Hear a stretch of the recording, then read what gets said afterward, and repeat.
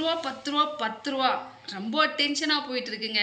ஏன் அப்படின்னம்னா, ஒரு மதுபான பாட்டிலில் ஒரு ஸ்டிக்கரை ஒட்டி வச்சு 10 ரூபா எக்ஸ்ட்ரா வாங்குறாங்க அப்படின்னு சொல்லிட்டு மது பிரியர்கள் எல்லாம் டென்ஷனில் இருக்காங்க.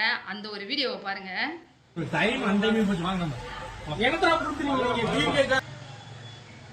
பேசுறீங்க பாட்டுக்கு 10 ரூபா வாங்குறாங்க, என்னத்தரா பண்ணீங்க?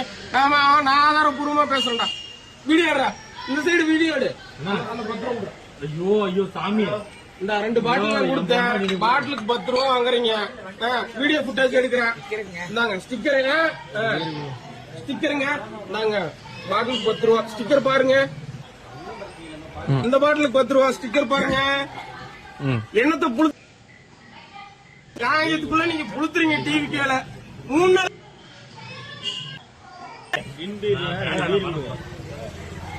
டிவி கேளுக்கு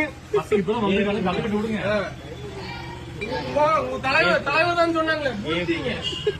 அதாவதுங்க, ஒரு மது பாட்டிலோட குறைந்தபட்ச விலை வந்துட்டு 140 ரூபா. அதில் டாஸ்மாக் ஊழியர்கள் வசூலிக்கிறது வந்துட்டு 155 ரூபா, சில நேரத்தில் 160 ரூபா கூட வசூலிக்கப்படுது.